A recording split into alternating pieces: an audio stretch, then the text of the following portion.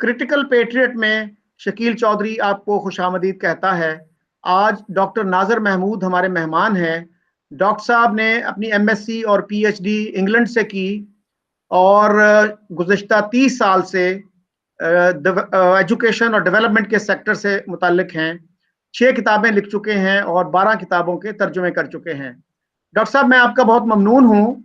सबसे पहले मैं ये पूछना चाह रहा हूँ कि हमारा मीडिया, आप कॉलम भी लिखते हैं और आप बड़ी अच्छी तरह समझते हैं पाकिस्तानी मीडिया को।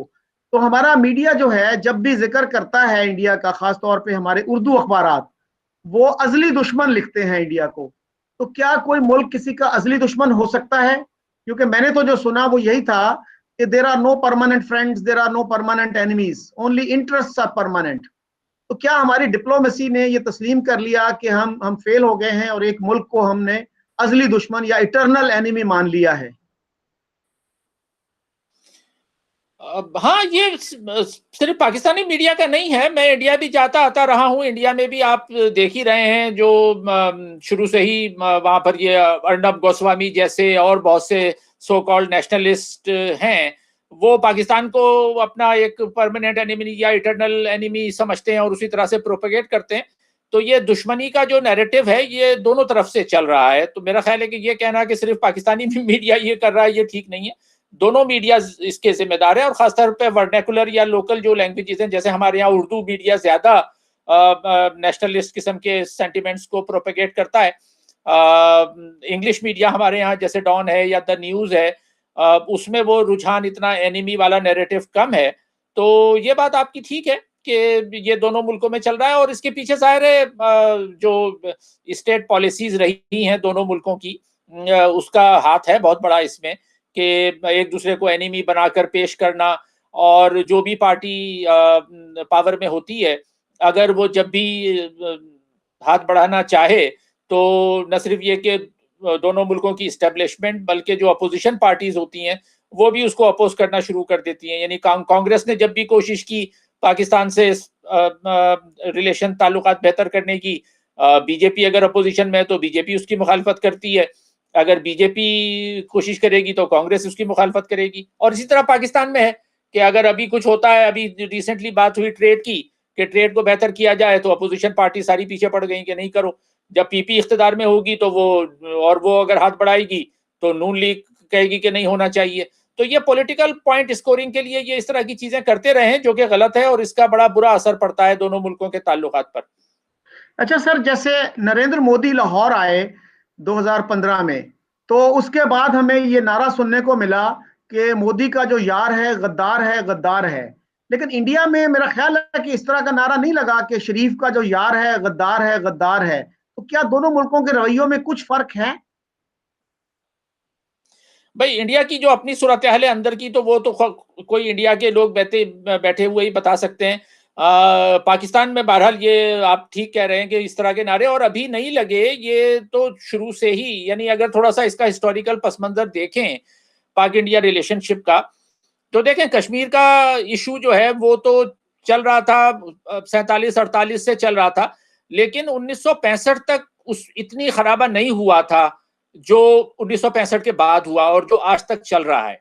यानी ये पिछले 55 साल जो है ये, अच्छा इसकी वजह क्या है कि 65 तक तो यानी डेडलॉक, मैं नहीं कहूंगा कि कोई डेडलॉक था, क्योंकि ताल्लुकात थे, आना जाना था, ट्रेन चल रही थी, यहाँ से लोग हत्ता के ईस्ट पाकिस्तान जाते थे, मेरे फादर तक गए, तो वो ट्रेन जो है वो यहाँ से जाती थी, इंडिया से होते हुए चली जाती थी ईस्ट पाकिस्तान तक। तो खैर इस तरह की चीजें थी, लेकिन ये बाद में जो है वो 65 जो है वो मैं समझता हूँ एक वाटर शेड या एक टर्निंग पॉइंट हुआ पाक भारत रिलेशंस में। और क्यों हुआ, इसकी 2-3 सॉलिड वजह है ना, जिससे खराबे का जो मैं कह रहा हूँ कि शुरुआत जो है वो 65 से ज्यादा हुई।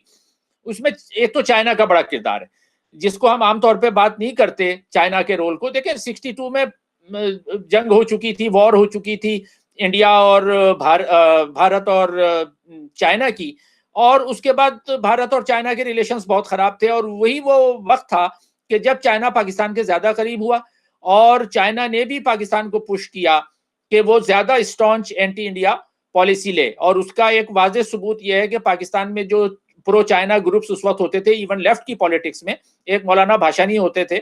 मौलाना भाषानी ने वो प्रो चाइना थे, वो गए चाइना भी गए, चाइना का दौरा भी करके आए, और उन्होंने इनफैक्ट इसी चक्कर में नेशनल अवामी पार्टी को तोड़ तक दिया, क्योंकि जो नेशनल अवामी पार्टी के दो ग्रुप बन गए थे, एक भाषानी ग्रुप, एक वली ग्रुप। वली ग्रुप जो है वो इतना एंटी इंडिया नहीं था, लेकिन भाषानी ने जो है वो अयूब खान की भी सपोर्ट की, और चाइना की सपोर्ट से उसने पाकिस्तान के इंडिया से जो रिलेशनशिप थे उनको ज्यादा खराबे की तरफ लेके गया। और अयूब खान ने जो ऑपरेशन जिब्राल्टर करवाया 65 की वॉर से पहले, जो अप्रैल में शुरू हो गया था, अगर आपको याद हो, तो उससे ये कोशिश ये कर रहे थे, पाकिस्तान ने ये कोशिश की कि जी वो कश्मीर पे कब्जा कर लेंगे, और चूंकि चाइना और भारत की वॉर में भारत कुछ अच्छी परफॉर्मेंस नहीं दिखा सका, तो इसलिए उनको ये था, अयूब खान को ये ख्याल था कि वो ऑपरेशन जिब्राल्टर करके पूरे कश्मीर पे कब्जा कर लेंगे, जो कि नहीं कर सके, और 65 की वॉर हो गई। और 65 की वॉर के बाद जब ताशकंद एग्रीमेंट हो गया, तो which was a positive step, यानी उससे ये था कि हम आगे बढ़ सकते थे। लेकिन उस वक्त यहाँ पर एक तरफ जुल्फिकार अली भुट्टो ने और दूसरी तरफ भाषानी ने, दोनों ने इसकी मुखालफत की, ताशकंद एग्रीमेंट की। तो उसके बाद जो है वो चीजें मजीद खराब होती चली गई। तो मैं, अगर आप मुझसे पूछें कि ये खराबा ज्यादा कब हुआ, तो ये 47 से 65 तक इतना नहीं था। 65 के बाद, यानी 65 की जंग अगर ना होती, तो शायद हमारे हालात और आपस के जो रिलेशनशिप हैं वो इतने खराब ना होते। अच्छा डॉक्टर साहब, ये बताइए कि हमारे यहाँ कुछ लोग ये भी मानते हैं कि हमारी जो टेक्स्ट बुक्स हैं उनमें इंडिया और हिंदुओं के खिलाफ बहुत नफरत भरी हुई है, और हम बच्चों को सच नहीं पढ़ाते। मसलन एयर मार्शल असगर खान जो हैं, उन्होंने ये कहा है, उनके क्लिप्स मौजूद हैं, उनके बयानात मौजूद हैं कि जितनी भी जंगें हुई उनका आगाज पाकिस्तान की तरफ से हुआ, लेकिन जो टेक्स्ट बुक्स हैं वो बिल्कुल दूसरी कहानी सुनाती हैं। तो इस तरह से जब आप करेंगे तो बच्चे तो फिर जो है वो they will grow up hating India. Even prime minister Imran Khan ने ये माना, आज से 10-11 साल पहले वो इंडिया गए थे तो वहां उन्होंने एक बयान दिया कि आई आई ग्रू अप हेटिंग इंडिया, लेकिन जब मेरा आना जाना हुआ, क्रिकेट खेलना मैंने शुरू की, तो फिर वो मेरी नफरत खत्म हो गई। तो अब हर बंदे को तो ये मौका नहीं मिलता, तो उनके लिए क्या सजेस्ट करेंगे आप? क्या हमारे निज़ाम तालीम में, मीडिया में कुछ रीथिंकिंग की जरूरत है कि नहीं है?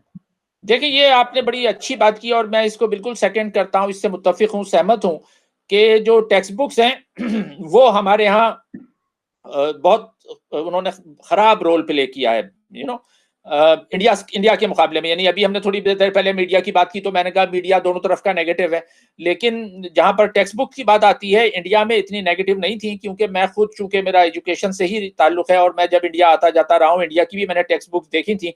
खासतौर पे इंडिया को ये क्रेडिट जाता है, इंडियन नेशनल कांग्रेस की लीडरशिप को और पंडित नेहरू को, कि उन्होंने जो पहले एजुकेशन मिनिस्टर बनाए वो मौलाना अबुल कलाम आजाद थे, जो 47 से 58 तक, यानी अपनी मौत तक, वो पूरे यूनियन मिनिस्टर रहे पूरे इंडिया की एजुकेशन के।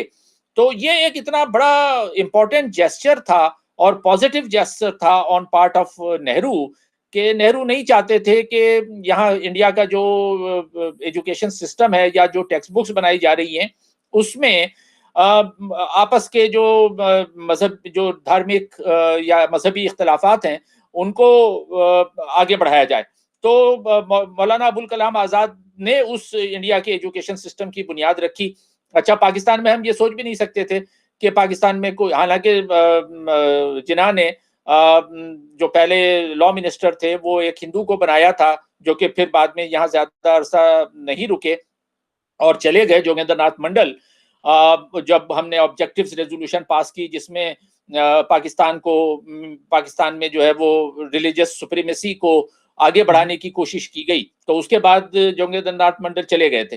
तो अगर कंपैरिजन करें इंडिया और पाकिस्तान के एजुकेशन सिस्टम का, तो बीजेपी के आने से पहले तक इंडिया की जो टेक्स्ट बुक्स थी वो बहुत बेहतर थी। कांग्रेस ने उनमें कहीं भी एंटी मुस्लिम चीजें नहीं मिलती, तमाम जो रिलीजन्स थे उनको कवरेज दी गई।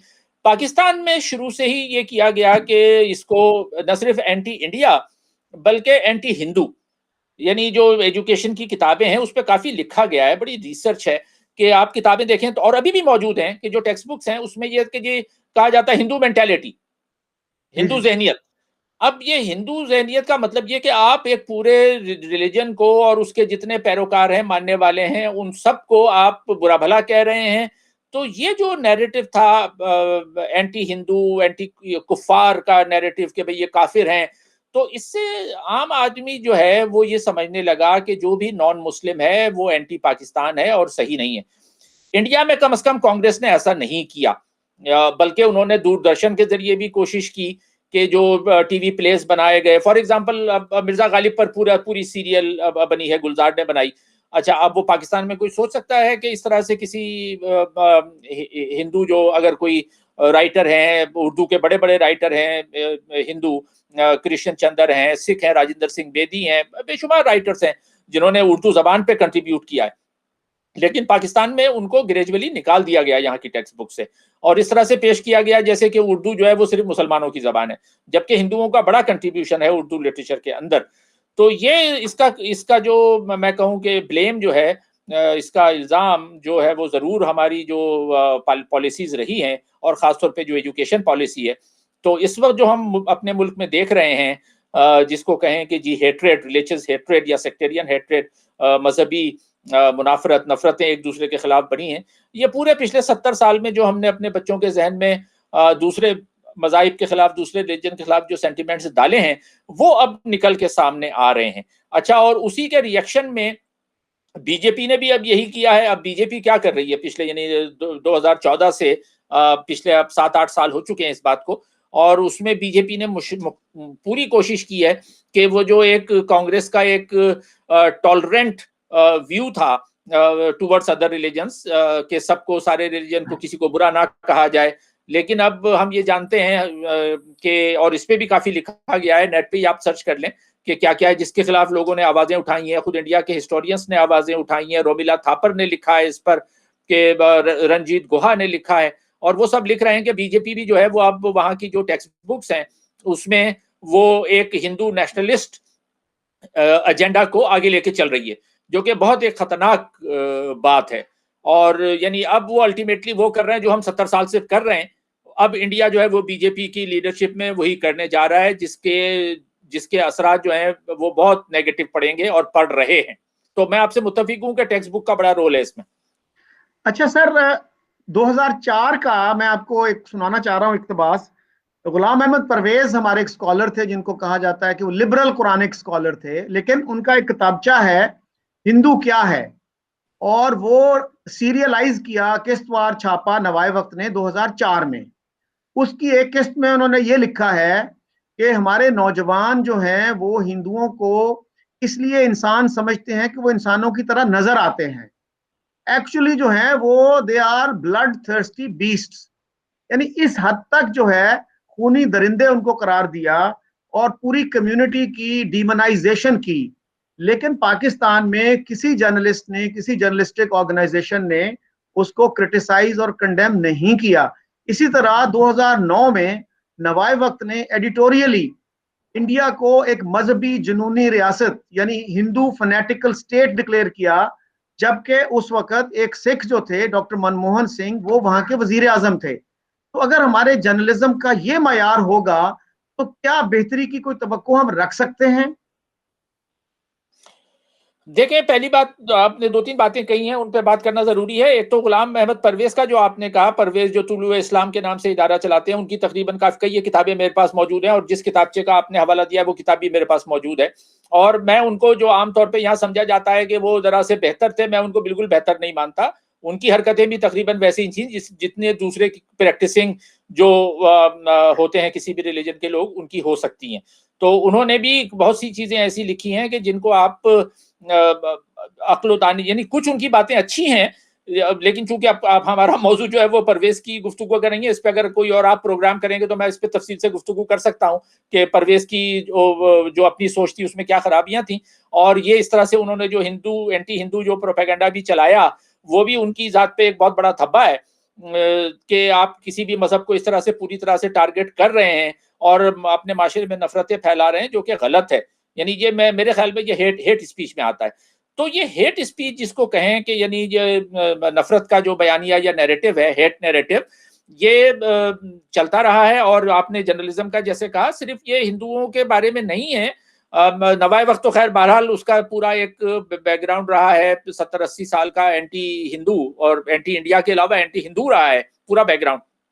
लेकिन दूसरे अखबारों ने भी कोई कम नहीं किया, यानी, और ये सिर्फ हिंदुओं के लिए नहीं है, दूसरे मज़ाहिब, फॉर एग्जांपल जैसे अहमदियों के बारे में अब जब भी ये होता है कोई प्रोग्राम, तो वो अहमदियों के एक वो जो दिन मनाया जाता है यहाँ पर, जब अहमदियों को जो है वो नॉन मुस्लिम डिक्लेयर किया पाकिस्तान की असेंबली ने।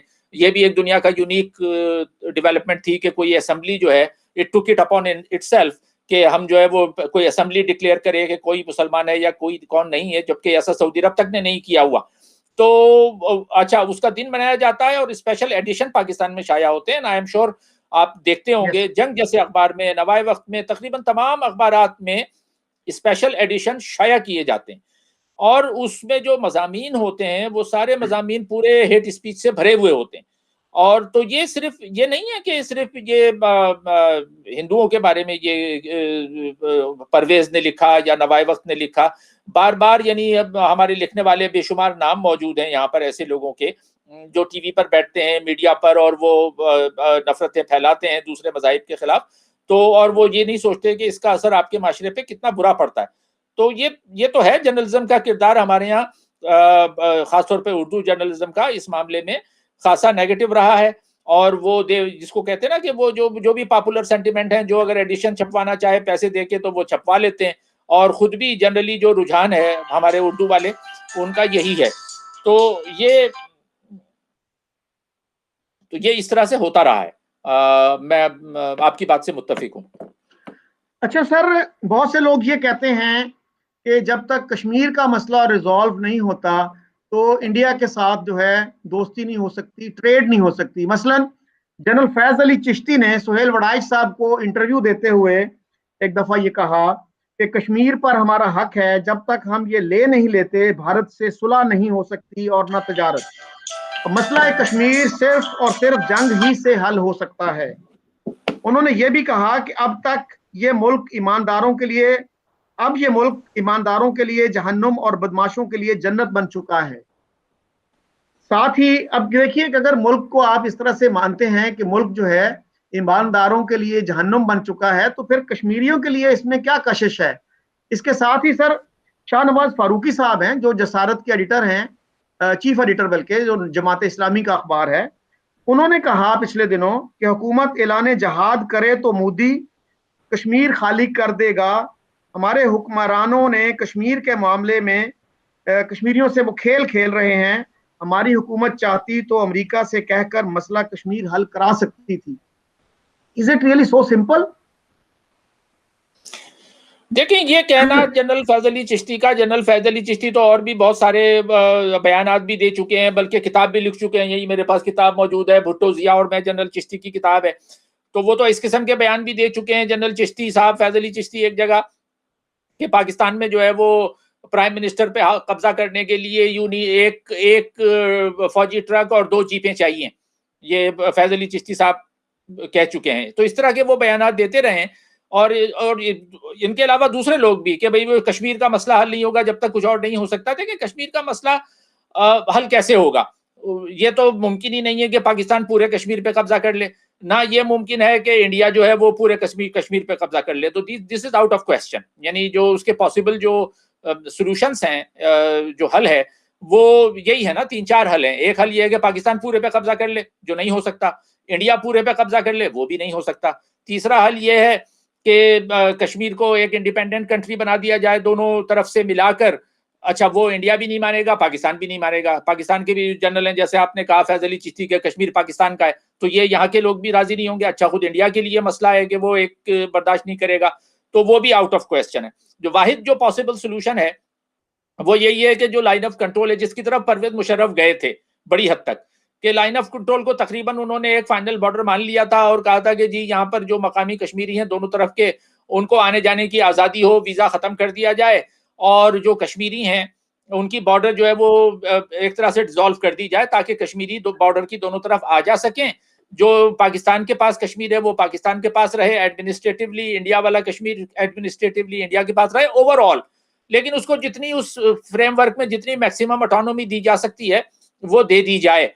लेकिन जो ये मोदी ने इस वक्त किया है, ये एक बड़ा ही नेगेटिव करके उस सारे पॉसिबिलिटीज को नरेंद्र मोदी ने खत्म कर दिया है।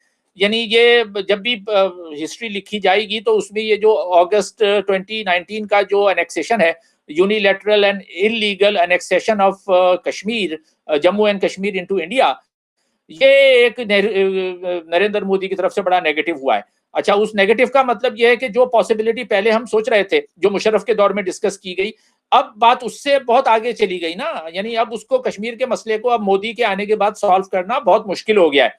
और मोदी ने जो स्टेप्स उठाए हैं और जिस तरह से वहां क्रश किया जा रहा है कश्मीरियों को, तो ये एक बड़ा नेगेटिव अमल है जिस पर बात करना बहुत जरूरी है। तो ये हल जो मैंने बताए हैं ना, उसमें वाहिद हल यही था कि इसको जो लाइन ऑफ कंट्रोल है, इसको एक बॉर्डर तस्लीम करके दोनों तरफ के कश्मीरियों को मैक्सिमम ऑटोनॉमी दे दी जाए और बॉर्डर कंट्रोल खत्म कर दिया जाए, ताकि कश्मीरी लोग एक दूसरे की तरफ आ जा सके। यही इसका हल है।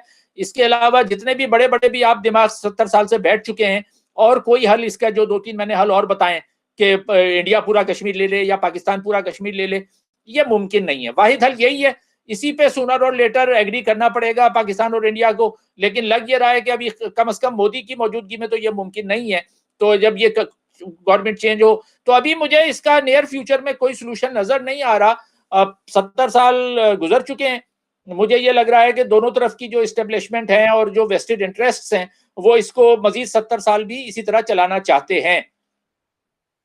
अच्छा सर, ये बताइए कि क्या पाकिस्तानी पब्लिक ओपिनियन जो है वो इसके लिए तैयार होगी कि अगर हुकूमत जो है लाइन ऑफ कंट्रोल को इंटरनेशनल बॉर्डर मान ले, जिस तरह से हमने अवाम को ये बताया है कि जी कश्मीर तो हमारा अटूट अंग, वो है क्या कहते हैं, शाह रग है, इंडिया वाले कहते हैं जी अटूट अंग है।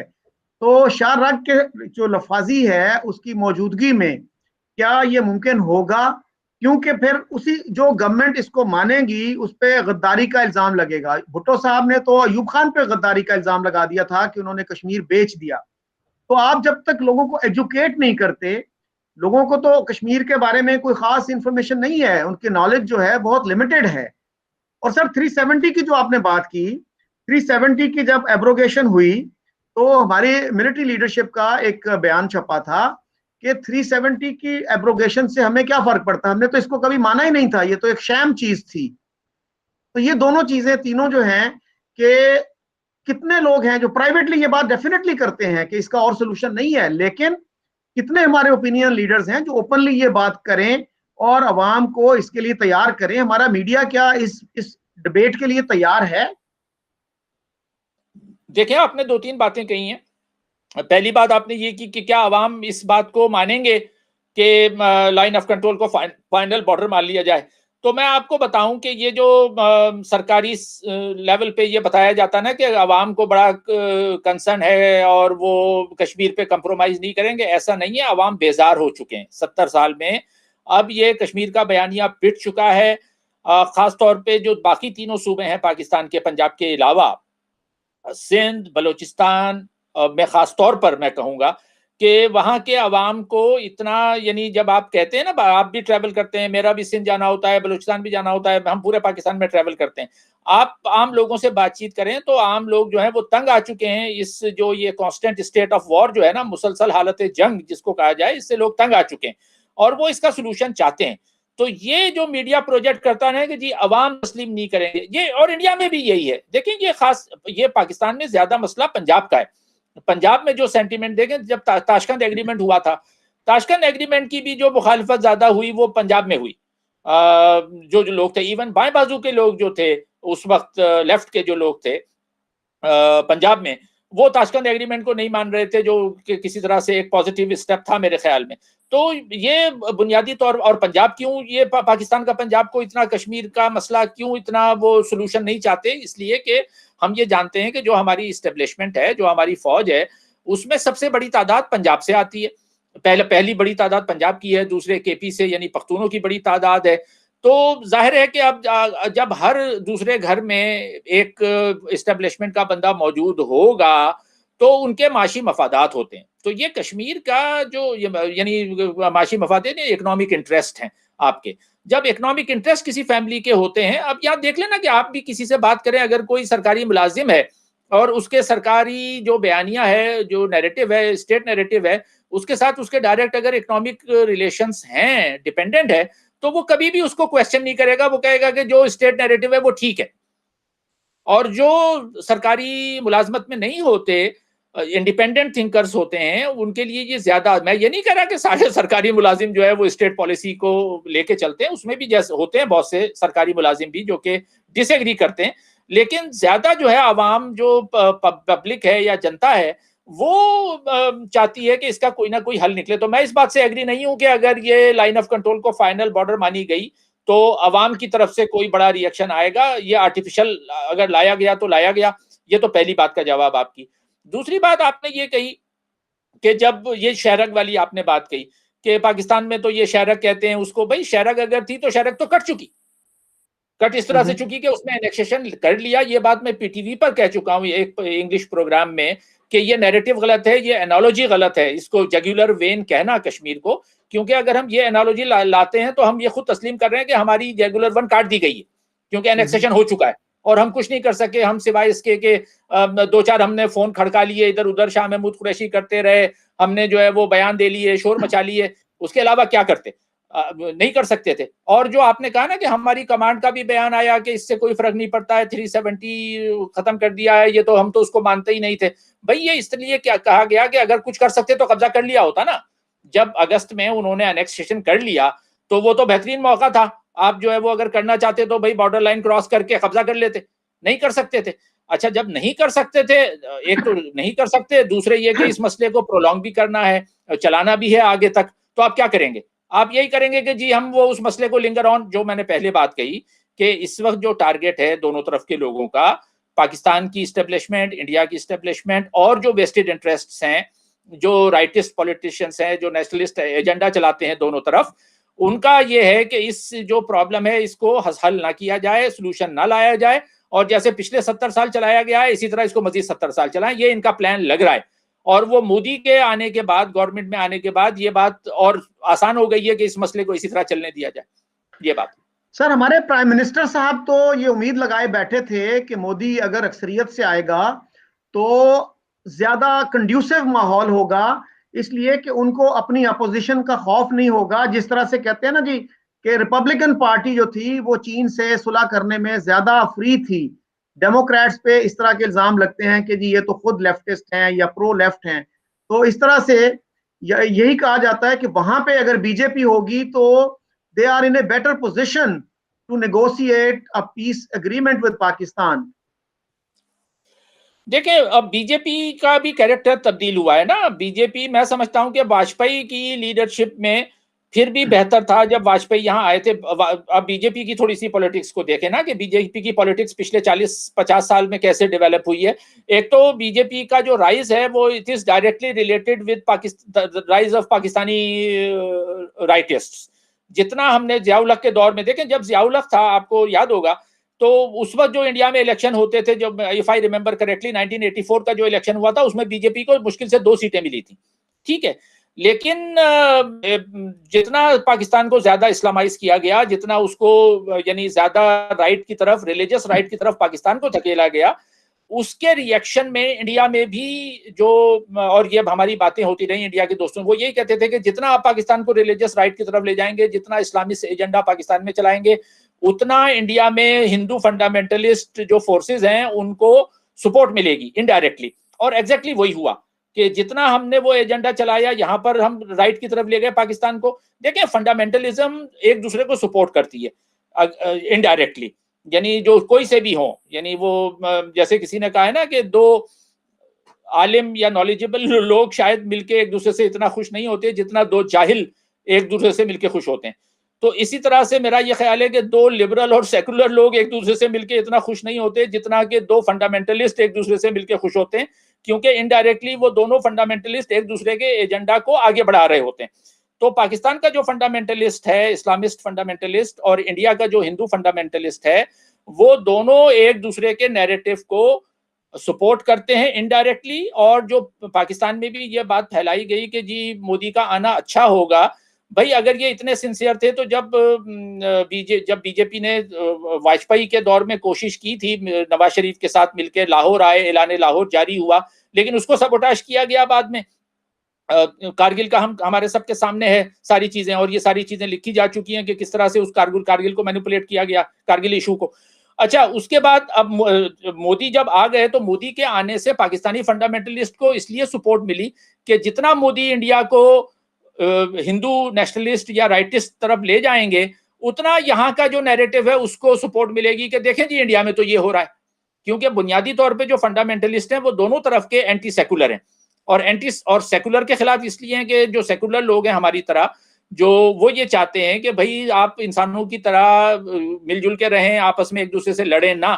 अच्छा, अगर हमारी बात मान ली जाएगी तो फिर जाहिर है जिन दोनों तरफ जिन लोगों के वेस्टेड इंटरेस्ट हैं, जो इस मसले को आगे रखना चाहते हैं, उनका जो रोजी रोजगार है, उनका जो मफादात हैं, जो चल रहा है, उनका सारा कुछ अय्याशियां दोनों तरफ की, वो मुतासिर हो जाती है। उनकी जो बालादस्ती है या सुप्रीमेसी है सोसाइटी में, वो डायरेक्टली अफेक्ट होती है अगर ताल्लुकात ठीक हो जाएंगे। तो ये दोनों तरफ की कोशिश यही की जाती है कि दोनों तरफ फंडामेंटलिज्म स्ट्रांग हो। इसीलिए जो इमरान खान ने भी ये बात कही, उनको ये किसी ने, इमरान खान में खुद तो इतनी समझने की सलाहियत नहीं है। इमरान खान को जिन लोगों ने भी ये फीड किया है कि भाई ये मोदी आ जाएगा तो बहुत अच्छा होगा, तो मोदी आने का को अच्छा इसलिए किया गया कि मोदी के आने से यहाँ के नैरेटिव को सपोर्ट मिली ना, कि वो फंडामेंटलिस्ट है। तो आप बार बार कहते हैं कि देखें इंडिया का सेकुलरिज्म नाकाम हो गया। अब इंडिया का सेकुलरिज्म अगर नाकाम हो गया तो इनडायरेक्टली पाकिस्तान में फंडामेंटलिज्म को सपोर्ट मिल रहा है। तो इसको इस पर्सपेक्टिव में देखना चाहिए। अच्छा सर, वैसे तो इंडिया के सेकुलरिज्म को पाकिस्तान की जो मेन स्ट्रीम ओपिनियन है उसने कभी तस्लीम ही नहीं किया। आप इवन कांग्रेस के दौर का आप देख लीजिए, हमारा उर्दू अखबारात किस तरह कवर करते थे इंडिया को। वो हमेशा ये होता है जी भारत का मकरू चेहरा और इंडिया का सेकुलरिज्म बेनकाब हो गया। हर 2 महीने बाद इस तरह की हेडलाइंस आपको मिलती रही। इवन आप ये देखिए कि कायदे आजम मोहम्मद अली जिन्ना ने कांग्रेस जैसी पार्टी को कहा कि ये फाशिस्ट ऑर्गेनाइजेशन है, और ये कहा कि कांग्रेस जो है ये तो मुसलमानों को क्रश करना चाहती है। तो हम बीजेपी से फिर क्या गिला करें? हमारे तो हिस्टोरियंस जो हैं, स्कॉलर्स हैं, वो मानते ही नहीं कि कांग्रेस भी सेकुलर थी। तो फिर बीजेपी और कांग्रेस में हमारे लिए क्या फर्क है? देखिए, हमने जैसे मैं अभी थोड़ी देर पहले बात की, जो कांग्रेस का भी जो रोल है, कांग्रेस का रोल भी तब्दील हुआ। यानी पूरी कांग्रेस को अगर आप देखें तो शुरू में नेहरू के दौर में ये ज्यादा सेकुलर थी। इंदिरा गांधी ने जो हरकतें की, इंदिरा गांधी की हरकतों का भी कांग्रेस को बड़ा नुकसान हुआ था। और वो नुकसान यही हुआ, जैसे कि अब ये बात जो इंडिया के हमारे जो दोस्त हैं उस पर लिखा भी खासा कुछ गया है कि खुद इंदिरा गांधी ने रिलीजियस फीलिंग्स को इंडिया में इस्तेमाल किया। अब दूरदर्शन पे इंदिरा गांधी के दौर में महाभारत दिखाई जाती थी, आपको याद होगा 80s में। और मैं जब वहाँ ट्रेवल मैंने किया, उस जमाने में मेरा जाना आना रहता था, तो वो लोग कहते थे, हमारे जो सेकुलर और लेफ्ट के लोग इंडिया में थे, वो कहते थे कि भाई ये इंदिरा गांधी क्या कर रही है, ये इतना रिलीजियोसिटी जो है वो दूरदर्शन के जरिए फैलाई जा रही है कि इसके नतीजे में बीजेपी स्ट्रांग होगी, और वही हुआ। दूसरी इंदिरा गांधी की गलती ये थी कि उसने जो है वो इनडायरेक्टली सिखों के साथ जो कुछ किया, यानी एक तरफ दरपर्दा भिंडरावाले को सपोर्ट करके लाई। ये बात भी जो पंजाब के लोग हैं, सिख स्कॉलर्स, उनसे आप पूछ लीजिए, बात कर लीजिए। हमारे दोस्त हैं डॉक्टर प्रीतम सिंह, ऑक्सफोर्ड में प्रोफेसर है, उनसे मेरी तफसीली बात हुई थी। वो बताते हैं कि जी इंदिरा गांधी ने अर्ली 80s में भिंडरावाले को इनडायरेक्टली सपोर्ट की थी, क्योंकि वो भिंडरावाले को यूज करना चाहती थी इंदिरा गांधी। लेकिन फिर बाद में वो भिंडरावाले आउट ऑफ कंट्रोल हो गया, तो फिर बाद में एक्शन करके उसको मारा। तो इंदिरा, यानी कांग्रेस का भी जो रोल है वो एक मोनोलिथ नहीं है, शुरू से आखिर तक के वो रही। खुद कांग्रेस भी ग्रेजुअली जो है वो उसका सेकुलर कैरेक्टर तब्दील हुआ। शुरू में ज्यादा सेकुलर थी, लेकिन ग्रेजुअली उसने जो हरकतें की उससे बीजेपी को सपोर्ट मिली। ठीक है, हमारे यहाँ जो आपने कहा कि जी हमारे यहाँ तो शुरू से ही कांग्रेस सेकुलर को नहीं माना गया, वो इसलिए नहीं माना गया कि अगर हम ये मान लें कि इंडिया में सेकुलर कामयाब हो रहा है या सफल हो रहा है, उसको कामयाबी मिल रही है, वहां पर सक्सेसफुल है, तो फिर हमारे यहाँ ये सवाल उठेगा ना कि देखें इंडिया ने कितनी कामयाबी से सेकुलरिज्म को चला लिया है, तो हमारे यहाँ भी सेकुलरिज्म आए। तो हमारे यहाँ जो शुरू से, जैसे आप कह रहे हैं कि हमारे यहाँ के जो सो कॉल्ड जर्नलिस्ट या स्कॉलर्स हैं, वो शुरू से, जब से मेरी याददाश्त है, कम से कम 50 साल की मेरी याददाश्त है, मैं जानता हूँ, मेमोरी जो है मेरी, मैं 50 साल की चीजों को कम से कम मेरे जहन में है अभी, जो मैंने खुद देखी है अपनी आंखों से। तो 25-50 साल से जो मैं देख रहा हूँ, ये आपकी बात बिल्कुल ठीक है कि हमारा मीडिया में हर जगह बार बार यही कि जी वो इंडिया में नाकाम हो गया, सेकुलरिज्म नाकाम हो गया। तो हम ये क्यों कहते थे? जब नाकाम नहीं हुआ था उस वक्त भी हमने ये कहना शुरू कर दिया था। वो इसलिए कहना शुरू कर दिया था कि अगर हम मान लेंगे इंडिया में सेकुलरिज्म कामयाब हो रहा है, तो फिर हमारे यहाँ भी डिमांड होगी कि भाई आप भी इंसान बन के रहें, आप भी सेकुलर तौर पे चलाएं कंट्री को। अच्छा सर, अभी भी कुछ लोग जो हैं दो कौमी नजरिए की बात करते हैं। सैयद अली गिलानी जो हैं, जो पाकिस्तान में सबसे पॉपुलर कश्मीरी लीडर हैं, उनका एक बयान है कि मुसलमान जो है किसी नॉन मुस्लिम सोसाइटी में सेकुलर सिस्टम के तहत नहीं रह सकता, और ये ऐसे ही है जैसे मछली पानी के बगैर नहीं रह सकती। सो इसको आप कैसे देखते हैं? और वो समझते हैं कि कश्मीर के मसले का हल दो कौमी नजरिए की बुनियाद पे होना चाहिए। हमारे भी बहुत से लोग इस चीज को सपोर्ट करते हैं। तो अब दो कौमी नजरिए का क्या कॉन्सेप्ट है? इसका कोई वजूद है, जवाज है, नहीं है? देखें, ये सवाल अक्सर पूछा जाता है। जब भी मैं इंडिया गया हूं तो इंडिया में इंडिया के दोस्तों की हमारे ये वो होती है, दोस्त क्या मतलब जो काउंटर पार्ट हमारे होते हैं, जो जर्नलिस्ट हो या ये हो, अगर कभी भी वहां इंडिया में आप किसी सेमिनार या कॉन्फ्रेंस में शरीक हो, मैं होता रहा हूं, आप भी होते रहे होंगे, तो वहां पर ऑडियंस में से ये जरूर सवाल पूछा जाता है। उनकी इंडिया वालों की ये ख्वाहिश होती है जर्नलिस्ट की या ये कि हम उनसे ये कहें कि जी पाकिस्तान बनना गलत था। वो ये चाहते हैं कि हम ये कहें। अच्छा, अब ये सवाल, इस सवाल के दो तीन जवाब हो सकते हैं। नहीं, आपका जो सवाल है उसका दूसरे लफ्जों में यही है कि जी ये सही हुआ या गलत हुआ, ठीक है ना? देखें, इसके दो तीन जवाब पॉसिबल हैं। अगर ये सवाल 1940 में मुझसे पूछा जाता कि पाकिस्तान बनना चाहिए या नहीं बनना चाहिए, तो मैं कहता कि नहीं बनना चाहिए। इसलिए कि हम हजारों साल से साथ रह रहे थे, मिलजुल कर रह रहे थे, इश्यूज होते थे छोटे मोटे, लेकिन हमने मिलजुल कर रहना ओवरऑल सीख लिया था जब भी हम साथ रह रहे थे। 1000 साल से ज्यादा रहे, हिंदू मुस्लिम सारा। आप एक दूसरे की तकरीबों में शिरकत होते थे, होली, ईद, दशहरा, ये सब मिलजुल के मनाते थे। क्रिसमस मनाया जा रहा है। तो 1940 में तो मैं कहता कि नहीं बनाओ। लेकिन अगर यही सवाल आप मुझसे 1947 में पूछते, 1947 में, तो मैं कहता पाकिस्तान बना दो। इसलिए कि उन 7 साल में इतना, जिसको कहते ना कि इल विल और हेट्रेड इतनी बढ़ा दी गई थी आपस में, जो फसादात के जरिए और दोनों तरफ की पॉलिटिक्स में इतना यानी जहर घोल दिया गया था। It had become very toxic. तो उसका लॉजिकल कंक्लूजन 1947 में ये था कि पाकिस्तान बन ही जाए, क्योंकि अगर नहीं भी बनता तो 2-4 साल बाद फिर बन जाता। वो उसको उस वक्त रिवर्स 47 में उसको रिवर्स करना मुश्किल था, ठीक है।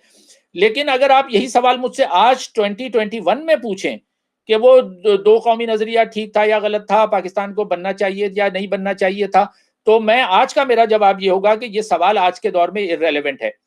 इररेलेवेंट इसलिए है कि पाकिस्तान बन चुका है, पाकिस्तान एक हकीकत है।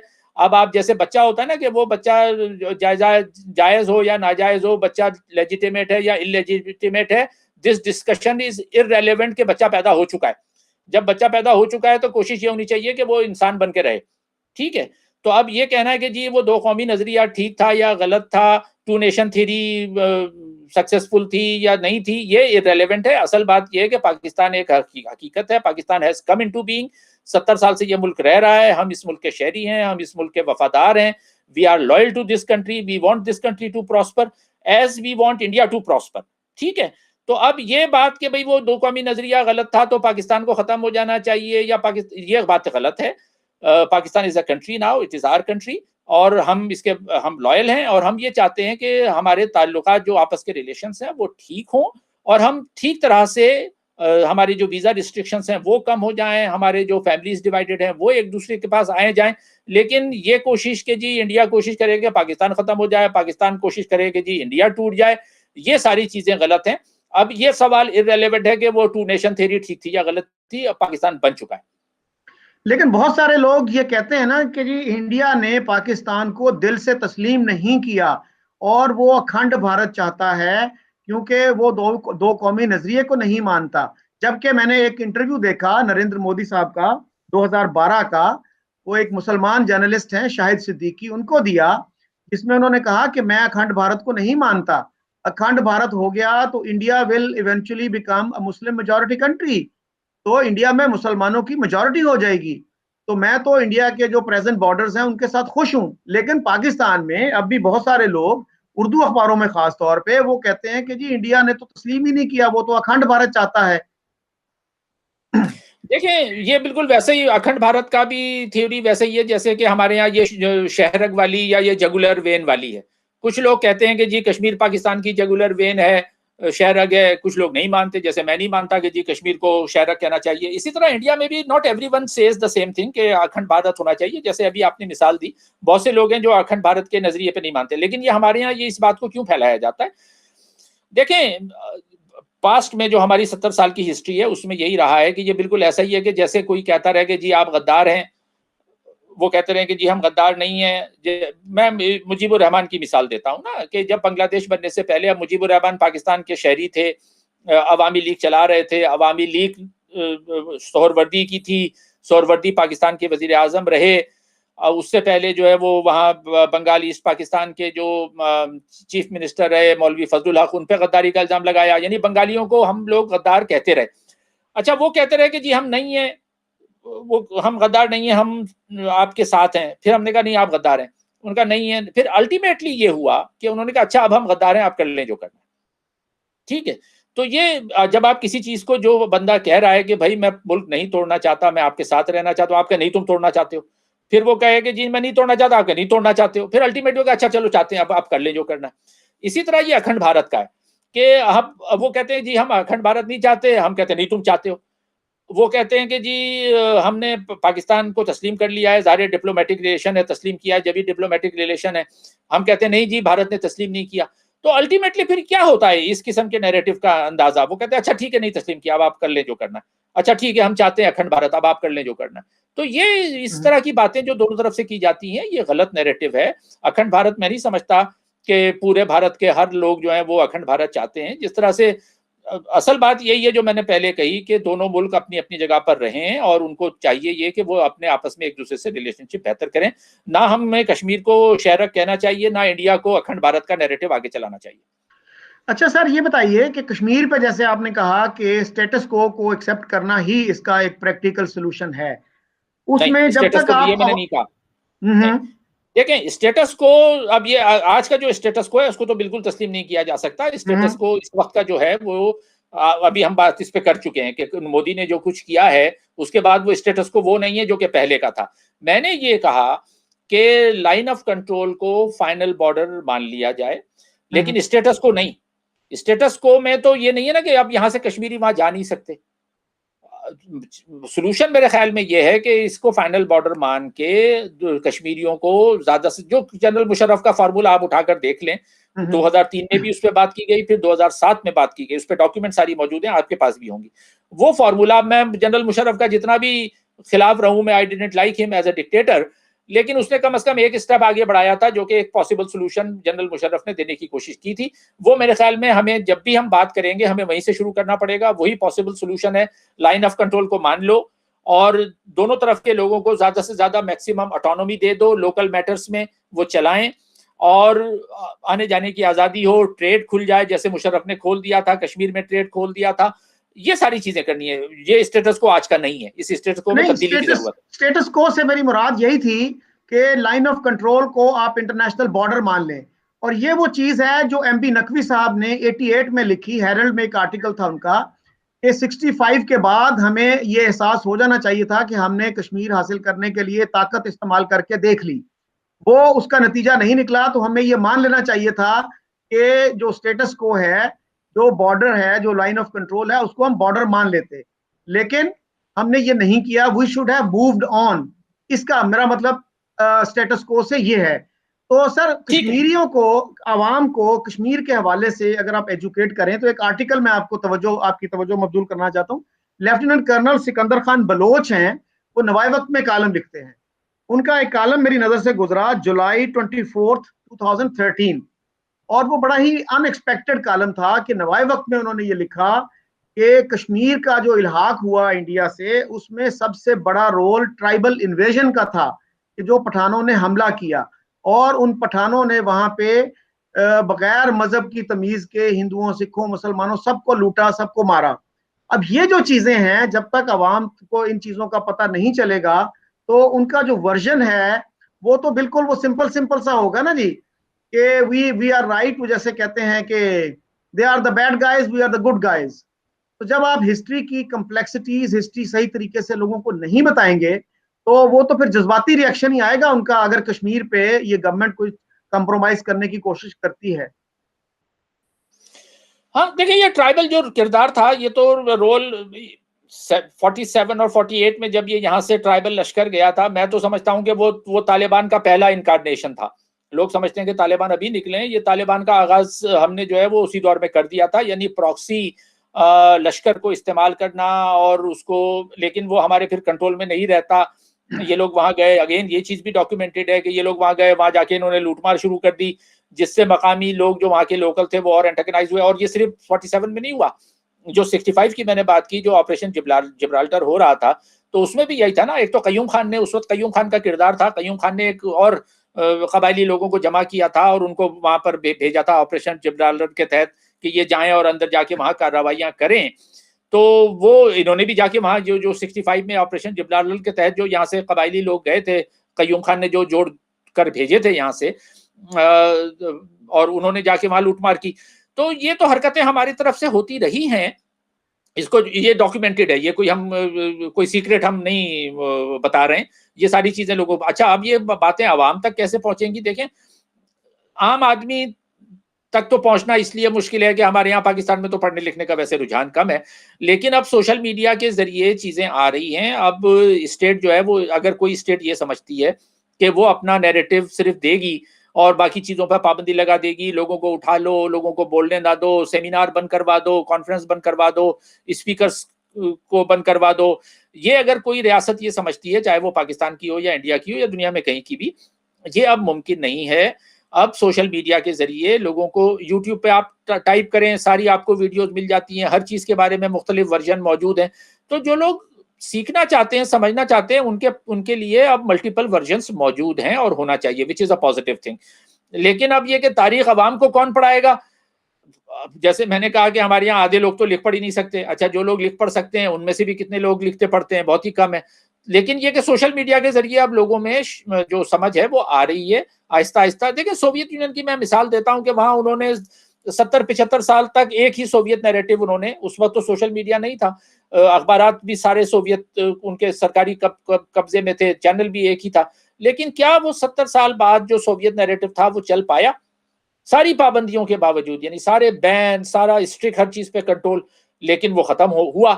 तो उससे हमें ये पता लगता है कि जो इस वक्त भी जो एक, अगर कोई ये समझता है, कोई रियासत ये समझती है कि हम यकतरफा यानी वन वे जो नैरेटिव है, एक तरह का नैरेटिव हम देकर लोगों को बेवकूफ बनाते रहे हैं, जिस तरह से वो मजीद बनाते रहेंगे, ये अब मुमकिन नहीं है। जो लोग जानना और समझना चाहते हैं वो देख रहे हैं, जैसे हम अभी यहाँ बात कर रहे हैं, अब ये लोगों तक पहुंचेगी, लोग देखते हैं, कोई चीज हम डालते हैं तो लोगों में आ रहा है। अच्छा, ये है बहुत स्लो प्रोसेस, बहुत लंबा प्रोसेस है, 1-2 महीने में या साल 2 साल में नहीं होगा, लेकिन जो लोग जानना और सीखना चाहते हैं वो, उनके लिए अब चैनल मौजूद हैं। अच्छा सर, ये बताइए वन लास्ट क्वेश्चन, कि क्या इस तरह का कोई एक ग्रुप बन सकता है कि जो इंडिया और पाकिस्तान में people of goodwill, people of understanding, fair minded जो लोग हैं, कि 20 लोग पाकिस्तान की तरफ से और 20 इंडिया की तरफ से हों, वो इस तरह से कुछ इनिशिएटिव लें अगर, तो क्या ये प्रैक्टिकल होगा? देखिए, इस तरह के इनिशिएटिव मैं खुद शामिल रहा हूं, हमने बनाया, हमने क्या, बल्कि जो हमारे सीनियर हैं, मुबशिर हसन साहब, आइए रहमान साहब, करामत, इन लोगों ने बनाया था Pak India people's people's forum, forum. आपको याद होगा। ठीक जी। है, वो पाक इंडिया पीस फोरम जो था, वो उसकी मतलब सालाना इजलास होते, उसके कन्वेंशंस होते रहे, लाहौर में भी हुआ, हम इंडिया गए, मैं खुद 2 मरतबा उसमें गया, दिल्ली भी, मद्रास, हम 7-8 शहरों में मुख्तलिफ औकात में हमारा जाना आना रहा। तो पीपल टू पीपल कांटेक्ट बड़ा जरूरी है, लेकिन अब इस बात को 20 साल हो चुके हैं, और उस वक्त जब हम जाते थे, सन 99 में मैं गया, 2000 में गया, उसके बाद भी मेरा 2002 में भी गया, बार बार जाना हुआ, तो लोगों से जब बात होती थी तो लगता था कि ये अब चंद साल की बात है, लेकिन इस बात को 20 साल गुजर चुके हैं, कैन यू इमेजिन? और 20 साल में हम उससे भी पीछे चले गए। तो ये कोई बैद नहीं है कि आने वाले 20 साल भी, जैसे मैंने अभी कहा कि दोनों तरफ के जो वेस्टेड इंटरेस्ट हैं वो चाहते हैं कि जैसे पिछले 20-25 साल या 70 साल निकल गए, इस तरह से आगे निकाल लें। लेकिन पीपल टू पीपल कांटेक्ट जरूर होना चाहिए, आपस में बातचीत होनी चाहिए, लेकिन जो जब तक के स्टेट लेवल पे ये फैसला ना हो कि जी हमें इस प्रॉब्लम को सॉल्व करना है, लेकिन इस वक्त दोनों तरफ की रियासतें, दोनों तरफ की स्टेट कहते तो रहते हैं कि जी हम चाहते हैं कि मसला हल हो, लेकिन मैं नहीं समझता कि दोनों तरफ के लोग जो जिनके वेस्टेड इंटरेस्ट हैं इस में, वो नहीं चाहते। वो ये चाहते हैं कि ये चीजें चलती रहें। अच्छा, ऑन एंड ऑफ वो जो है वो शोशा छोड़ देते हैं कि जी वो खत आ गया, खत उधर से चला गया, खत उधर से चला गया, लोग खुश हो जाएं कि अब कोई बात हो रही है। लेकिन कोई जो कॉन्क्रीट स्टेप है वो मोदी भी नहीं लेना चाहता और हमारे लोग भी नहीं लेना चाहते, क्योंकि दोनों एक दूसरे पे डाल रहे हैं। वो कहते हैं कि जी आप कंड्यूसिव एटमॉस्फेयर पैदा करें, ये हम कह रहे हैं कि वो इनेबलिंग एनवायरनमेंट पैदा करें। ये हवा में से तो नहीं आएगा। आपने सर पीपल्स फोरम की बात की, मैं खुद भी उसके पीपल्स फोरम के एक कन्वेंशन में कलकत्ता गया था। वहां पे हमने अमन के हक में एक जुलूस भी निकाला और उस वक्त यही लग रहा था कि जैसे अब अमन होने वाला है। लेकिन अमन जो है वो बहुत ही इलूसिव एक कमोडिटी है इस रीजन के लिए। तो लेट्स होप के जो पीपल ऑफ गुडविल, जो सोचने समझने वाले लोग हैं दोनों मुल्कों के, वो कोई ना कोई इसका रास्ता निकालें ताकि दोनों मुल्कों के गरीब आवाम को कुछ सहूलत मुयसर आ सके। सर मैं आखिर में फिर आपका शुक्रगुजार हूं कि आपने इतना वक्त निकाला। तो let's hope we will continue this dialogue in some other time. Okay sir, खुदा थैंक यू। हाफिज।